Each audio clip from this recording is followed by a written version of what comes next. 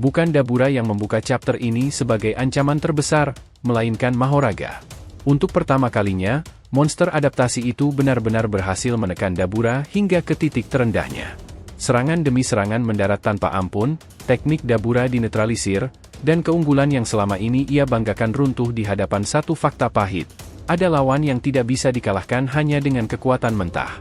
Disinilah pertarungan berubah arah, dari sekadar duel menjadi ujian eksistensi. Sementara Mahoraga berdiri sebagai simbol adaptasi absolut yang tak terhentikan, pertarungan lain antara Rika, Tsurugi, dan Maru berjalan di jalur yang sama berbahayanya. Energi raksasa yang diwariskan Yuta menunjukkan potensinya, namun belum mampu dimaksimalkan sepenuhnya. Dua medan tempur, dua tekanan ekstrim, dan satu benang merah yang jelas. Di chapter ini, kemenangan tidak lagi ditentukan oleh siapa yang paling kuat, melainkan oleh siapa yang mampu bertahan, beradaptasi, dan bangkit setelah dihancurkan. Let's go kita bahas lebih dalam.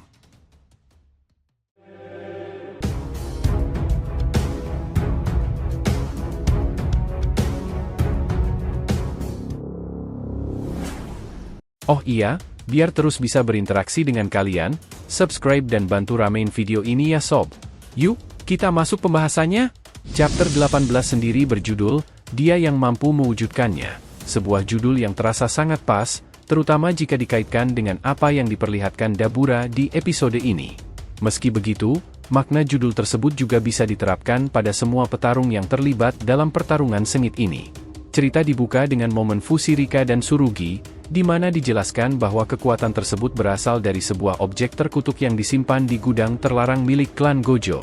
Objek ini menyimpan teknik Okotsu Yuta, energi yang luar biasa besar, serta kehendak Orimoto Rika itu sendiri. Setelah itu, pertarungan kembali berlanjut. Maru mencoba mengulangi strategi lamanya dengan memutar dan mengacaukan struktur dunia menggunakan tekniknya, berharap bisa mengganggu persepsi Rika dan Tsurugi.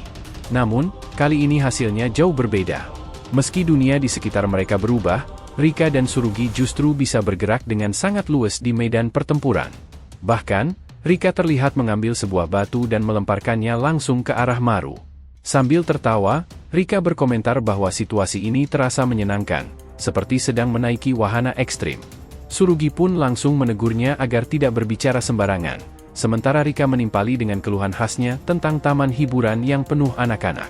Yang menarik, cara bicara Rika kali ini terasa jauh lebih matang dan sadar dibandingkan sebelumnya.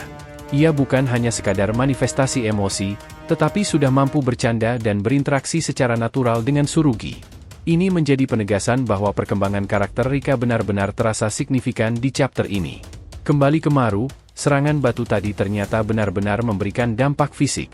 Maru pun terkejut dengan besarnya energi yang dimiliki Rika dan Tsurugi, sampai-sampai ia mempertanyakan apakah kekuatan seperti itu masih bisa disebut manusia. Ia kemudian menyimpulkan bahwa sumber kekuatan tersebut berasal dari sebuah alat yang sebelumnya hanya ia anggap sebagai kenang-kenangan dari sang kakek. Menurut Maru, energi sebesar ini mustahil disimpan oleh satu orang saja. Pasti ada sosok dengan kekuatan luar nalar yang telah mengumpulkannya selama puluhan tahun. Jelas sekali, yang dimaksud Maru adalah Yuta. Menariknya, meskipun Maru sendiri memiliki energi yang sangat besar, ia tetap mengakui bahwa energi Yuta berada di level yang benar-benar berbeda, seolah telah terakumulasi selama beberapa dekade. Pengakuan ini semakin menegaskan betapa mengerikannya potensi kekuatan Yuta. Tak lama kemudian, Maru membuka mata ketiganya dan melepaskan gelombang kejut ke arah Rika dan Tsurugi, sama seperti yang pernah ia lakukan sebelumnya. Namun kali ini, kombinasi kekuatan Rika dan Tsurugi mampu menahan serangan tersebut dengan relatif mudah. Rika bahkan berhasil menangkap Maru, lalu keduanya saling menghantamkan kepala dalam benturan jarak dekat yang brutal. Disinilah kekuatan sejati Rika benar-benar diperlihatkan. Setelah saling menjauh, Rika dan Tsurugi terlihat bersiap untuk melancarkan serangan lanjutan tanpa ragu.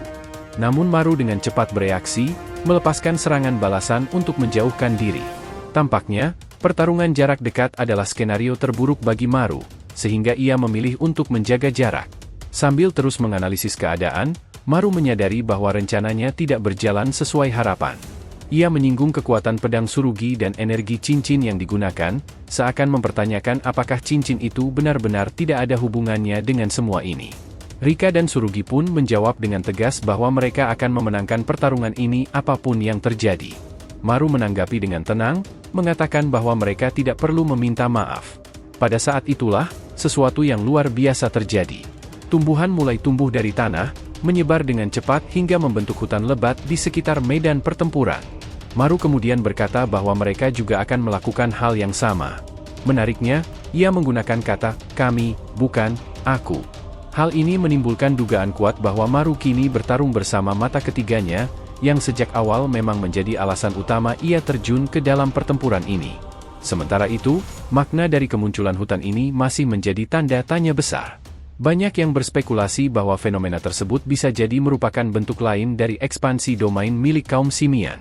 Apapun jawabannya, satu hal yang pasti, pertarungan ini masih jauh dari kata selesai dan justru semakin menegangkan. Sejujurnya, gagasan tersebut sama sekali tidak terdengar berlebihan. Selama ini memang belum pernah diperlihatkan bahwa kaum Imurian memahami konsep ekspansi domain secara utuh, tetapi bukan tidak mungkin mereka mengembangkan teknik lain yang fungsinya serupa. Bisa jadi, apa yang sedang kita lihat sekarang merupakan wujud tertinggi dari kemampuan khas ras Imurian. Jika benar demikian, tentu ini akan menjadi sesuatu yang sangat menarik untuk disimak. Namun, untuk sementara, maknanya masih belum sepenuhnya jelas. Setelah itu, cerita kembali berpindah ke medan pertarungan antara Dabura dan Mahoraga. Seperti yang sudah diperlihatkan sebelumnya, Mahoraga tampak berada di ambang adaptasi terhadap teknik Dabura, atau bahkan mungkin sudah sepenuhnya menyesuaikan diri. Keduanya kini berdiri saling berhadapan, dan Dabura langsung menyadari bahwa atmosfer di sekeliling mereka terasa berbeda dari sebelumnya. Meski merasakan perubahan tersebut, Dabura tetap memilih untuk menyerang. Ia kembali melancarkan teknik andalannya ke arah Mahoraga. Namun hasilnya jauh dari yang ia harapkan. Kali ini, Mahoraga menerima serangan tersebut dengan mudah, lalu menghancurkannya dalam sekejap tanpa mengalami sedikit pun kerusakan. Pemandangan ini benar-benar mengguncang Dabura, karena apa yang terjadi jelas di luar nalar. Tanpa memberi celah, Mahoraga langsung melesat mendekat dengan kecepatan tinggi. Dabura masih sempat menghindar dan mencoba membalas, lalu memposisikan dirinya tepat di depan wajah Mahoraga. Ia berniat mengakhiri semuanya dengan satu serangan langsung. Dabura pun melepaskan serangan dahsyat tepat ke arah kepala Mahoraga. Namun, seperti yang bisa ditebak, teknik tersebut sama sekali tidak memberikan efek apapun. Dabura hanya bisa terdiam, diliputi keterkejutan. Kesempatan itu tidak disia-siakan oleh Mahoraga. Ia menghantam Dabura secara langsung, menghasilkan serangan bersih pertama yang benar-benar mengenai Dabura sepanjang pertarungan ini. Dampaknya terasa sangat besar. Dalam kondisi itu, Dabura akhirnya mulai memahami situasi yang sebenarnya. Setelah menerima tebasan Mahoraga, ia menyadari bahwa tekniknya telah sepenuhnya dinetralisir. Mahoraga bukan hanya menahan serangannya, tetapi menyerap dan menyelaraskannya, hingga setelah perputaran lingkaran sihir tersebut, proses adaptasi pun selesai. Saat pikiran Dabura masih dipenuhi kesadaran pahit itu, Mahoraga terus melancarkan serangan bertubi-tubi. Kini, karena teknik andalannya sudah tidak berguna, Dabura benar-benar terdesak. Setiap upaya menahan serangan terasa sia-sia, karena kekuatan Mahoraga berada jauh di atas dirinya. Dalam hatinya, Dabura mulai mengakui bahwa ia sudah kehabisan opsi dan kekalahan tinggal menunggu waktu. Di tengah kondisi kritis tersebut, cerita membawa kita ke kilas balik antara Dabura dan Doula. Dalam ingatan itu, Doula sempat bertanya apakah tidak lebih baik Dabura lebih akrab dengan para pejuang Deschunte. Mendengar hal tersebut, Dabura justru menunduk sedih dan menanggapi seolah Doula tidak ingin bersamanya. Namun, Doula dengan tulus membantah anggapan itu. Ia mengatakan bahwa justru dirinya merasa berterima kasih. Baginya, selain Dabura, tidak ada orang lain yang layak menjadi lawan bertarung. Doula kemudian menambahkan bahwa hidup terpisah dari kaumnya sendiri pasti terasa menyakitkan, apalagi mengingat kondisi saudari Dabura. Dabura pun menjelaskan bahwa kebanggaan para pejuang Deschunte sangat tinggi, dan keputusannya untuk bergabung justru hanya akan memicu ketidaknyamanan bagi semua pihak. Cerita lalu kembali ke masa kini. Dabura tergeletak, nyaris tak berdaya, sambil mengingat kata-kata Doula. Dalam hatinya, ia mengakui betapa luar biasanya sosok tersebut. Untuk pertama kalinya, Dabura merasakan ketakutan yang nyata.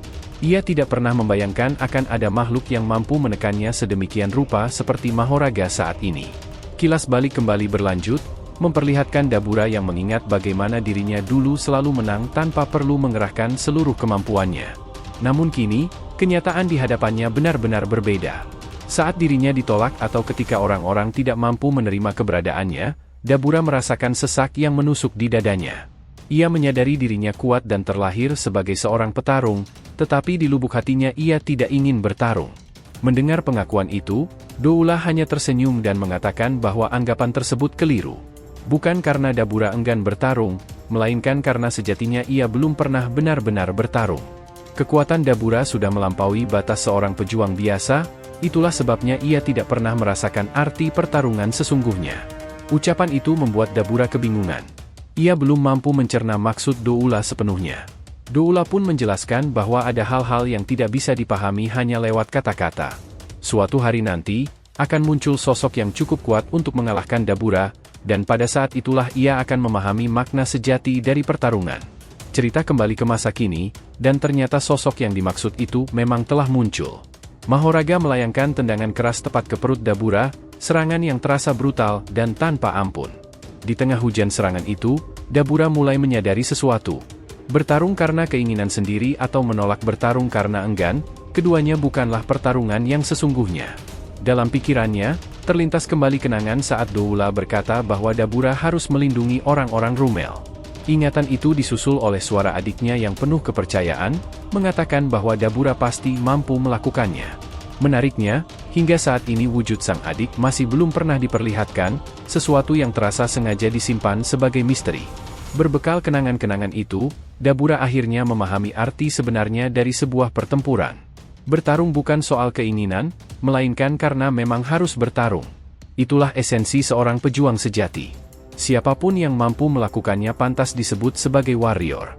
Pada momen berikutnya, terjadi adegan yang benar-benar mencengangkan. Dengan tangan kosong, Dabura menghancurkan pedang Mahoraga, menghentikan serangan monster itu dalam sekejap. Kekuatan mentah yang ia perlihatkan langsung mengubah alur pertarungan. Mahoraga terpental ke belakang, tampak terkejut menghadapi daya hancur Dabura yang sesungguhnya. Dengan nada tenang, Dabura pun berkata bahwa ia meminta maaf, dan mulai saat itu ia akan bertarung dengan sungguh-sungguh. Kemudian dijelaskan bahwa teknik Dabura sebenarnya masih menjadi misteri. Cahaya dan tubuh Dabura sendiri mungkin tidak sanggup menahan percepatan setara kecepatan cahaya, itulah sebabnya ia belum pernah bergerak pada level tersebut. Kembali ke monolog batin Dabura, ia menyimpulkan bahwa jika tekniknya telah sepenuhnya dinegasikan, maka satu-satunya jalan adalah mengalahkan musuh dengan tangan dan kekuatan tubuhnya sendiri, meski harus mempertaruhkan nyawa. Tubuhnya pun didorong melampaui batas, kekuatan dan kecepatan meningkat drastis. Dengan senyum tipis, Dabura seolah berbicara pada Doula, menyatakan bahwa dirinya akhirnya akan menjadi pejuang sejati. Kalimat penutup pun mengalun, menyebut bahwa wilayah yang belum pernah dijelajahi manusia kini akan disentuh. Dabura Carabas akan menari pada kecepatan subcahaya, menandai akhir episode dengan satu pesan jelas, intensitas pertarungan kini melonjak ke level yang sama sekali baru. Dan jujur saja, episode ini menyisakan begitu banyak hal untuk dibahas. Jika kembali menyoroti pertarungan Rika dan Tsurugi melawan Maru, pengungkapan yang disampaikan Maru benar-benar mengejutkan. Ternyata, selama puluhan tahun, Yuta telah mengumpulkan energinya ke dalam cincin Rika, menjadikannya senjata dengan potensi kekuatan yang luar biasa. Kemungkinan besar, Yuta memang mendengar kegelisahan anaknya dan memilih meninggalkan jawaban dalam bentuk warisan, yakni sebuah senjata dengan kekuatan luar biasa untuk generasi berikutnya. Namun, muncul satu pertanyaan besar. Jika energi yang tersimpan dalam Rika benar-benar sebesar itu, mengapa Maru belum juga bisa ditumbangkan? Salah satu penjelasan paling masuk akal justru mengarah pada Tsurugi. Tsurugi tampaknya bukan wadah yang ideal untuk menerima lonjakan kekuatan sebesar ini. Ia belum mampu mengendalikan energi secara optimal, sehingga yang terjadi saat ini hanyalah peningkatan kemampuan fisik semata. Situasi ini mirip dengan apa yang dialami Dabura, di mana energi hanya berfungsi sebagai pendorong gerak sampai batas ketahanan tubuh tercapai. Alhasil, meskipun Rika menyimpan daya yang sangat besar, efektivitasnya tetap bergantung penuh pada Tsurugi. Dalam konteks ini, justru Tsurugi menjadi faktor yang menahan potensi Rika untuk menghabisi Maru dengan cepat. Meski begitu, satu hal yang tidak bisa dibantah adalah Rika versi sekarang termasuk yang terkuat sejauh ini. Memang sulit membayangkan ia melampaui Rika orisinal yang secara teori memiliki energi tak terbatas. Versi saat ini mungkin tidak mencapai level tak terhingga, tetapi bukan berarti bisa diremehkan. Mengingat Yuta telah mengumpulkan energi selama puluhan tahun, dan ia sendiri dikenal sebagai salah satu penyihir dengan cadangan energi terbesar, maka sangat masuk akal jika Rika kini menjadi salah satu penyimpan energi terbesar yang pernah ada. Bahkan, ada kemungkinan kapasitas energinya melampaui milik Sukuna. Perlu diingat, Sukuna disebut hanya memiliki energi sekitar 2 kali lipat dari Yuta. Jika demikian, maka Rika berpotensi menyimpan daya yang jauh lebih besar. Namun sekali lagi, inti permasalahannya bukan hanya seberapa besar energi itu, melainkan bagaimana cara menggunakannya. Semua akan kembali pada kemampuan Tsurugi dalam memaksimalkan potensi tersebut, apalagi ia kini berhadapan dengan salah satu Simurian terkuat yang memiliki teknik sangat berbahaya. Sejauh ini, Rika dan Tsurugi mampu menetralkan kekacauan yang diciptakan Maru dengan cukup mudah. Namun, tampaknya mereka akan segera menghadapi fase berikutnya, bukan lagi kekacauan, melainkan harmoni. Sejujurnya, masih sulit menebak sejauh apa kemampuan Maru akan berkembang, dan disinilah ketegangan cerita semakin terasa. Beranjak ke pertarungan kedua, duel antara Dabura dan Mahoraga juga memicu banyak diskusi. Pertanyaan besarnya kini adalah, setelah melihat semua yang diperlihatkan Dabura, seberapa kuat sebenarnya ia jika dibandingkan dengan sosok seperti Sukuna atau Gojo? Jawabannya tidak sederhana. Namun, jika berbicara soal kekuatan mentah, Dabura tampaknya berada di level yang setara dengan mereka. Dabura jelas memiliki daya hancur luar biasa. Namun, pertarungannya melawan Mahoraga memperlihatkan satu celah besar, yakni pengalaman. Dalam hal ini, Gojo dan Sukuna berada beberapa langkah di depan. Dabura lebih cocok dibandingkan dengan Gojo sebelum pertarungannya melawan Toji. Ia selalu dianggap yang terkuat, tetapi tidak pernah benar-benar dipaksa untuk melampaui batasnya sendiri. Bagi Gojo, Toji menjadi pemicu evolusi besar. Dan kini, peran itu tampaknya diisi oleh Mahoraga bagi Dabura. Dari apa yang diperlihatkan sejauh ini, Dabura tampaknya belum menguasai banyak teknik penting dalam dunia Jujutsu, seperti ekspansi domain, domain sederhana, atau amplifikasi domain. Ia juga terlihat belum memiliki teknik kutukan terbalik. Semua ini membuat posisinya turun beberapa tingkat jika dibandingkan dengan penyihir kelas atas lainnya. Meski demikian, potensi dan kekuatan dasarnya tetap luar biasa. Menariknya, panel terakhir memberi petunjuk yang sangat mencengangkan. Dabura disebut berada di ambang menjadi makhluk tercepat dalam sejarah Jujutsu Kaisen, dengan kemampuan mengakses kecepatan yang belum pernah dicapai manusia sebelumnya. Jika teknik ini benar-benar terwujud, dampaknya bisa sangat brutal. Kecepatan semacam itu saja sudah cukup untuk menempatkan Dabura sebagai salah satu entitas terkuat yang pernah ada. Meski begitu, Dabura saat ini masih terasa terbatasi. Potensi pertumbuhannya sangat besar, tetapi kurangnya pengalaman bertarung menjadi harga mahal yang harus ia bayar. Dari kilas balik yang ditampilkan, jelas bahwa ia belum pernah menghadapi tantangan sejati sebelumnya. Kini, segalanya berubah. Tinggal kita tunggu apakah Dabura benar-benar mampu menembus batas dan mewujudkan potensi tersebut. Nah, menurut kalian sendiri bagaimana? Apakah Dabura saat ini sudah berada di bawah para penyihir yang menguasai ekspansi domain dan teknik tingkat tinggi lainnya? Atau justru kecepatan ekstremnya akan cukup untuk menyaingi mereka? Tulis pendapat kalian, karena pembahasannya jelas masih akan berlanjut. Yos, ke depan bakalan lebih menarik nakama.